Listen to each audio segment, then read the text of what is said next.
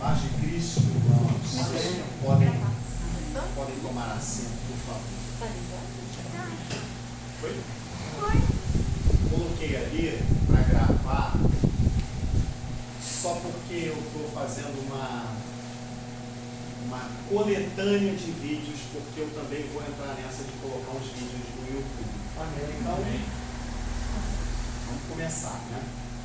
Paz de Cristo, tudo bem? Vocês estão bem? Amém. Eu estou muito feliz de estar aqui. Espero que aquilo que Deus colocou no meu coração possa atingir você de maneira muito profunda. Amém. E eu vou pedir assim o máximo da sua atenção, porque o que nós vamos tratar aqui hoje, e você pode colocar aí primeira fotinha.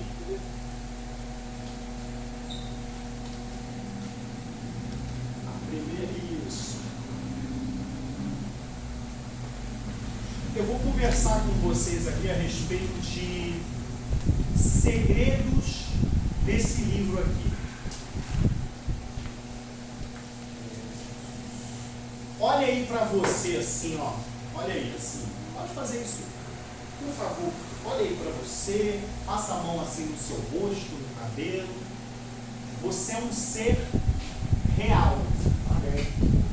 Porque você está no mundo que Deus criou para seres humanos.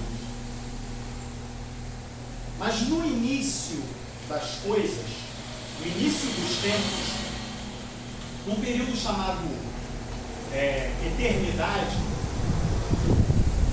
onde a palavra de Deus fala sobre a história da criação do mundo, da criação do homem, da criação de todo o exército que compõe o nosso planeta, né?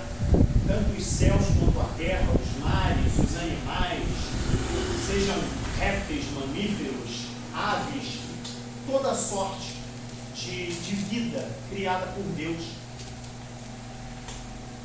Que Deus, Ele nos projetou de uma maneira muito específica. A palavra diz, em Gênesis, do capítulo 1 ao capítulo 3, essa fase da criação.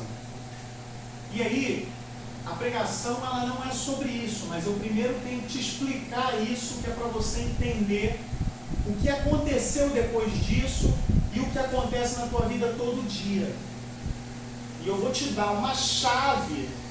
Você crê que a palavra de Deus ela nos oferece chaves para abrir portas de Deus, para nos dar livramento, para nos dar vitória, para a gente abençoar a vida do nosso próximo, para a gente estar mais próximo de Deus? Vocês creem que a palavra de Deus tem essas chaves? Amém. Pois o Senhor vai mostrar para vocês algumas chaves dessas aqui hoje. Mas antes eu preciso mostrar para vocês esse enredo, essa história. Então, quando o homem está ali no Éden, quando Deus criou o homem, isso é uma conjectura, porque na palavra de Deus, literalmente não está escrito dessa forma. Mas o que está escrito é que Deus disse para ele mesmo: façamos o homem a nossa imagem e semelhança. Então, eu pedi para você se olhar, não pedi? Porque você é a imagem e semelhança de Deus. Só que você não é imagem e semelhança de Deus só em forma física, só nos teus atributos materiais físicos. Você é imagem e semelhança de Deus nos teus atributos psicológicos, nos teus atributos espirituais e nos teus atributos sociais, econômicos. Tudo Deus criou e colocou dentro de você. E tudo que você tem saiu de Deus. E tenha certeza de uma coisa: você não está aqui porque o seu pai e a sua mãe um dia tiveram um relacionamento de amor. Você está aqui porque você saiu de dentro de Deus. Só que eu tenho que te dar uma notícia. Se você saiu de dentro de Deus, se Deus colocou você aqui, é porque você tem alguma função para cumprir. Tudo nesse mundo tem uma função. As flores, tá vendo essa flor aqui? Ela deve ser artificial, né? Mas você tá vendo essa, deixa eu pegar aqui, sem fazer besteira. Você tá vendo essa cor? Com certeza existem insetos que são atraídos para essa planta, para essa flor, por causa da coloração dessa flor. Deus não criou nada ao acaso. Tudo de Deus tem um propósito. Tudo tem um propósito. Existe um propósito porque o ar é suspenso em partículas. Existe um propósito porque ele entra no teu pulmão e ali acontece um processo químico onde esse oxigênio é transformado em gás carbônico. E logo depois, as tuas hemácias, a tua hemoglobina pega essa molécula de oxigênio e distribui para o teu corpo inteiro. E é por isso que você está vivo. Porque Deus criou um propósito para o oxigênio. Assim como Ele criou um propósito para os teus pulmões. Então eu preciso asseverar para você que o teu propósito, ele é real. Se você não sabe qual é o seu propósito, qual é a razão pela qual Deus te colocou aqui, eu preciso te dizer, essa tem que ser a tua busca a partir de hoje. Porque a pior coisa que pode existir, isso está aqui, é você chegar lá naquele grande dia onde você vai se encontrar com Ele e Ele falar assim: cadê os talentos? Cadê os talentos que eu te dei? E aí você olhar para Ele e falar assim: ai Senhor, eu não sabia usar o talento, então Senhor, eu guardei o talento. E aí Ele vai olhar para você sem pena, porque o período da graça vai ter acabado. E Ele vai dizer assim: servo mau e negligente, porque você não soube usar o talento que eu te dei com qualidade, de forma eficiente. O seu lugar é um lugar terrível. Vamos deixar essa para lá, né? Está ficando muito pesado. Mas vamos lá. Deus vai cobrar de cada um de nós aquilo que Ele colocou na nossa mão para fazer. E é por isso que você tem que entender que quando o diabo entrou na mente da mulher e na mente do homem, ele tomou uma das chaves mais poderosas que Deus deu para o homem e para a mulher governar o mundo. Porque, preste bem atenção, o mundo secular, eles gostam de zombar dos crentes, porque os crentes não entendem a palavra de Deus. Eles não entendem e, na maioria das vezes, não praticam a palavra de Deus. Porque o crente que pratica a palavra de Deus, ele não está vivendo a vida sem o poder de Deus. E o poder de Deus é você se dominar. O poder de Deus é você ter amor acima do que o mundo ama. O poder de Deus é você abominar a idolatria.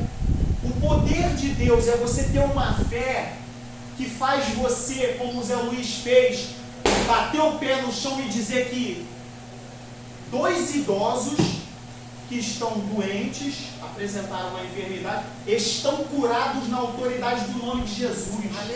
Isso é o poder de Deus, é o poder da fé. E existem milhares de outros que a Bíblia descreve para nós. E aí eu preciso agora entrar no que o apóstolo Paulo falou, que é para a gente voltar nessa conversa. Vamos então, abre aí a tua Bíblia, Romanos 6,16.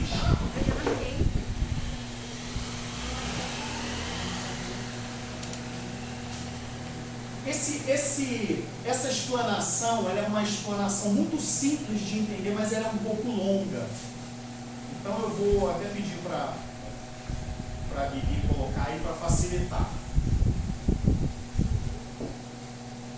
Olha o que o apóstolo Paulo falou para os romanos, para os cristãos em Roma, para que eles pudessem entender um dos princípios da queda. Isso aí é um dos princípios da queda do homem. Vamos lá. Não sabeis que daquele a quem vos ofereceis como servos para obediência, desse mesmo a quem obedeceis sois servos, seja do pecado para a morte ou da obediência para a justiça? Então, vamos lá. Quando Deus criou, voltando lá para o período da criação entre Gênesis 1 e 3, 1 ao 3, capítulos, né, 1 ao 3, uma das ordens, dos comandos do Senhor para Adão foi o seguinte: olha só, Adão, tá vendo tudo isso aí que foi criado? Eu te dou o poder, isso aí eu criei para você. Você vai sujeitar tudo isso que eu criei e você vai dominar sobre tudo isso que eu criei. Beleza? A palavra de Deus diz que os animais vinham até Adão e ele os nomeava. Mas um dia, você conhece a história, a mulher, seduzida pelas palavras da serpente, a serpente chega para ela e seduz a mente dela, o interesse dela, a vontade dela, com uma promessa. Veja bem, foi assim que Deus disse que se vocês comerem vocês vão morrer? Olha, Deus falou para a gente que a gente poderia comer de tudo livremente, né? Mas da árvore que está no meio do jardim, dessa nós não poderíamos tocar nem comer. Porque no dia que nós comêssemos daquele fruto, certamente nós morreríamos. Não é bem assim.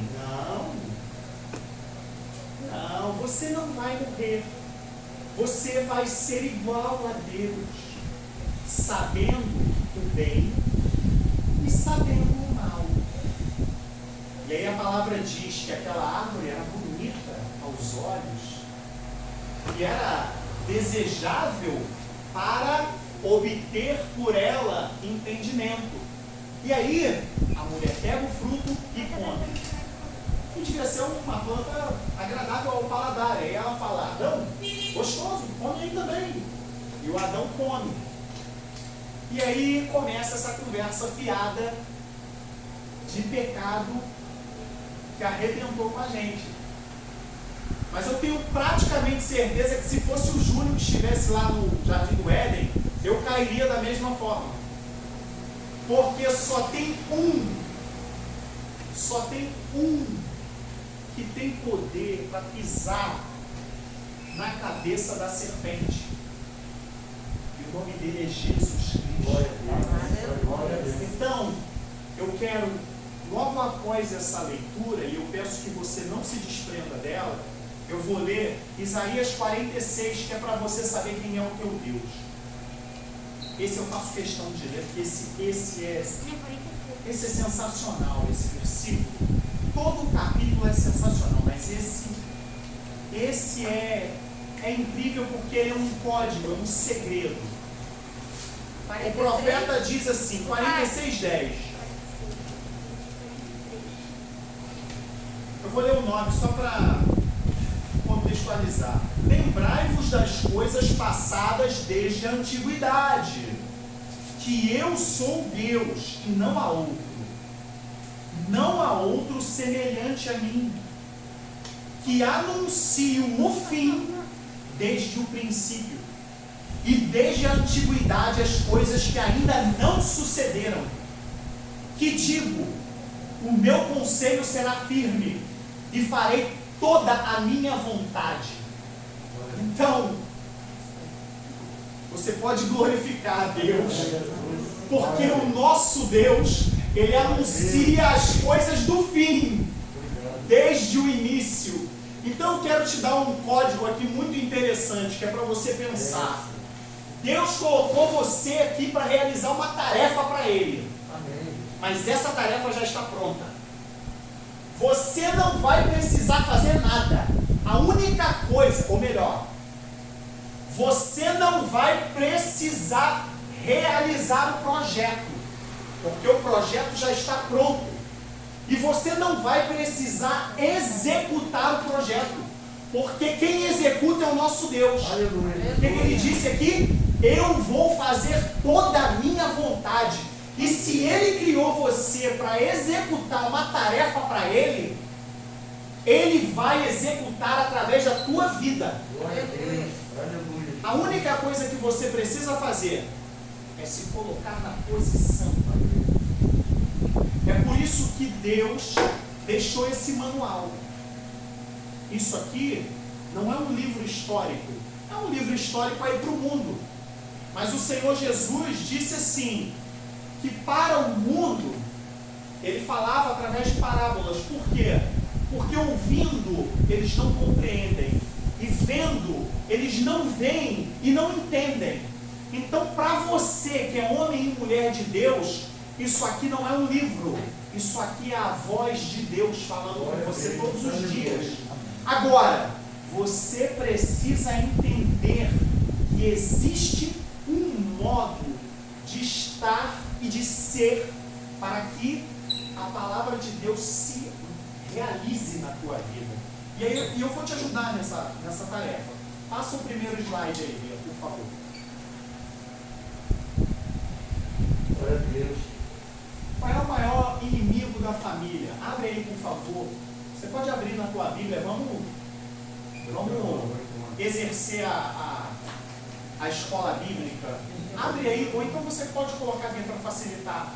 Deuteronômio 8, do versículo 11 ao versículo 17. Deus está ali dizendo, ei, cuidado, guarda-te, não te esqueças do Senhor teu Deus, não cumprindo os seus mandamentos, os seus juízos e os seus estatutos que hoje te ordeno, para não suceder que depois de teres comido e estiverdes farto, depois de haveres edificado boas casas e morado nelas, depois de se multiplicarem os teus gados e os teus rebanhos, e se aumentar a tua prata e o teu ouro, e ser abundante tudo quanto tens, se eleve o teu coração e te esqueças do Senhor teu Deus, que te tirou da terra do Egito, da casa da servidão, que te conduziu por aquele grande e terrível deserto de serpentes abrasadoras, de escorpiões e de secura, em que não havia água, e te fez sair água da pederneira. Gente, Deus fez sair água da rocha para o povo. Que no deserto, ainda fez mais, que no deserto te sustentou com maná que teus pais não conheciam, para te humilhar, para te provar e afinal te fazer bem. Não digas, pois, no teu coração, minha força e o poder do meu braço me adquiriram essas riquezas. Pode passar o próximo, Pedro.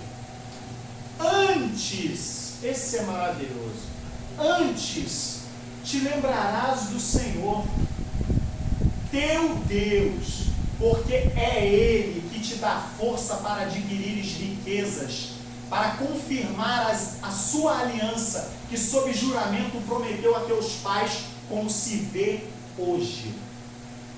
Você pode estar dizendo aí no teu coração, bom, mas eu não estive lá no deserto. Mas e o deserto da tua vida? Recapitula aí na tua mente, de onde Deus te tirou. Ah, eu sou filho, sempre fui abençoado, mas de onde Deus tirou teus pais? A minha filha tem 9 anos, nunca passou uma dificuldade, mas eu já passei muita. 56 anos. Eu já morei sozinho por muitos anos, já fiquei doente, já tive que, por causa de doença, voltar para a casa do meu pai. Casei cedo. Muita história. E um dia, mesmo eu novo, mesmo eu sendo crente desde criança, eu me desviei do caminho do Senhor. Mas o Senhor foi lá me resgatar. Foi lá me buscar daquele império de trevas no qual eu tinha me metido. E hoje, as bênçãos do Senhor estão sobre a minha vida, graças a Deus. Amém. Próximo slide. É Gálatas também. Beleza. Vamos lá. Vamos ler Bíblia hoje. O primeiro, volta só um pouquinho o slide para eu não perder a minha sequência. O primeiro inimigo da família é a apatia. É quando você está bem e você deixa de vir ao culto, você deixa de orar, você deixa de ler a Bíblia, você deixa de achar importante seguir os comandos do teu Deus. A apatia é o primeiro inimigo, porque ela diz assim para você que você é um servo. Não, eu sou um servo. Eu sou crente, não. Não, eu vou no shopping hoje. Não, mas eu não preciso. Quem tem que ir para o culto todo domingo é o pastor. Eu não preciso ir todo domingo. E você vindo domingo, você é um crentinho, né? E crente que é crente está na igreja sempre que pode. Se a sua escala de trabalho te permite estar na igreja todo dia, você não faz mais do que a tua obrigação, porque aqui você não vai ouvir funk, não vai ouvir ninguém falando besteira, você vai ouvir as pessoas explanando a palavra de Deus. Por mais que às vezes não tenha aqui um cara muito letrado, um cara muito estudado na palavra, mas ele vai estar lendo a palavra. E só dele ler a palavra já vai acontecer uma grande mudança na tua vida. Vamos para o segundo inimigo. Esse é o inimigo feroz. Abram aí, por favor, Gálatas 5:16 até o 23.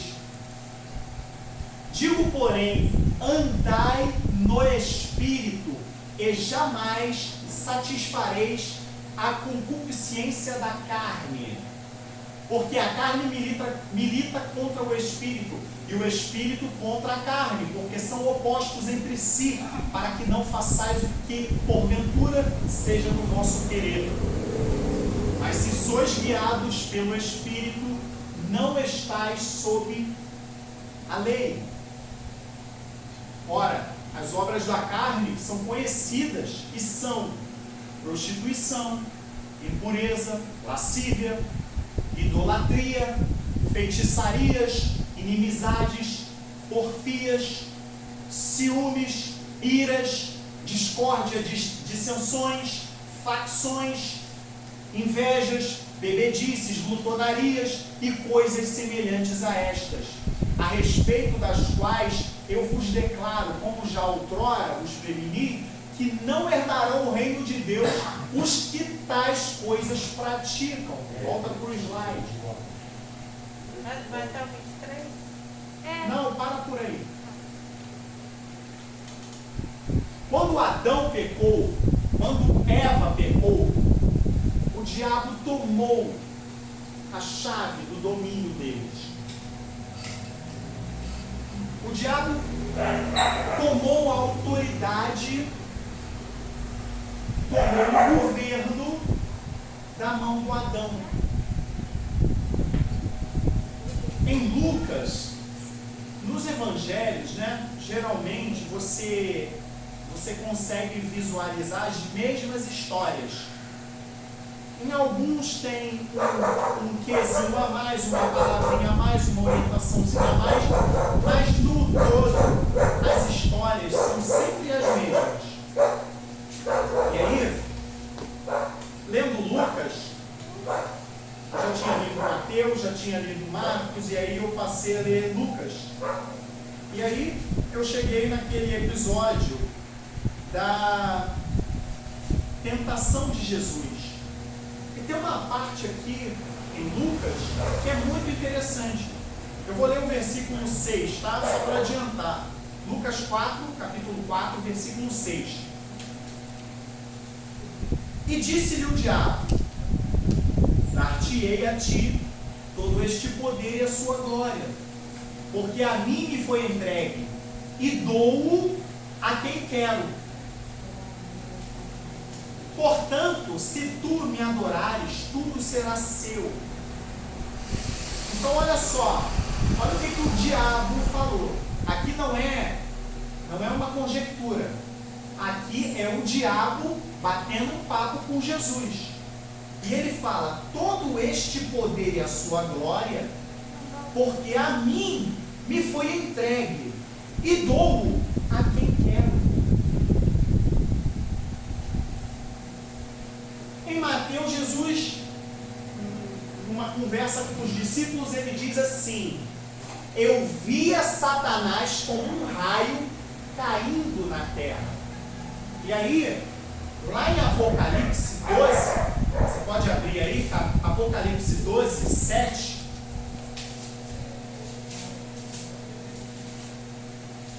O apóstolo João vê a batalha que acontece no céu.